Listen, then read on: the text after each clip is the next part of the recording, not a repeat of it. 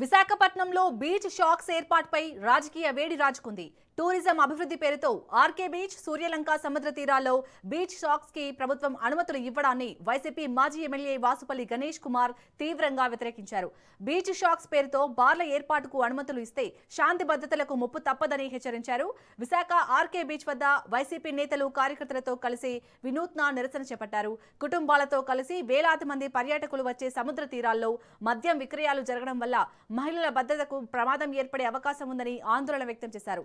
ప్రభుత్వం వెంటనే beach shocks ప్రతిపాదనను విరమించుకోవాలని డిమాండ్ చేశారు.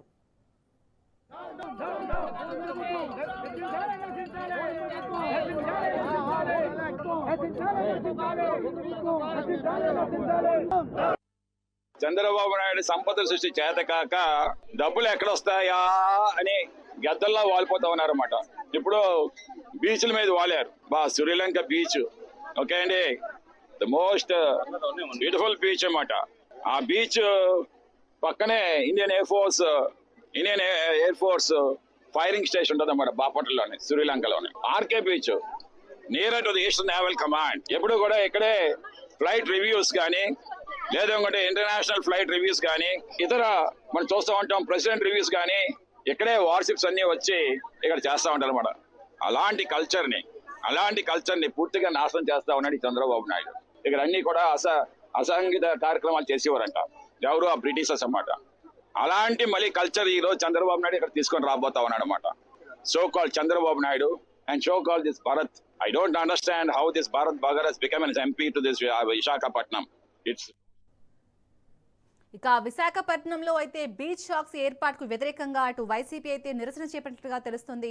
మరిన్ని డీటెయిల్స్ ని మా ప్రతినిధి కిరణ్ అందిస్తారు. కిరణ్, ఏదైతే ఇటీవల రాష్ట్ర ప్రభుత్వం తీసుకున్నటువంటి పర్యాటక రంగ అభివృద్ధి పేరుతోటి విశాఖపట్నం ఆర్కే బీచ్ తో పాటు అటు చేరార సూర్యలంక బీచ్ లో కూడా పైలట్ ప్రాజెక్ట్ కింద బీచ్ షాక్స్ పేరుతోటి మద్యం విక్రయాలకు ఆమోదం తెలుస్తూ జీవన్ కూడా రిలీజ్ చేసి ఈ నేపథ్యంలో పెద్ద ఎత్తున విశాఖపట్నంలో ఆందోళన మొదలైంది. మహిళా సంఘాలతో పాటు ప్రతిపక్ష పార్టీలు కూడా పెద్ద ఎత్తున నిరసన వ్యక్తం చేస్తున్నాయి.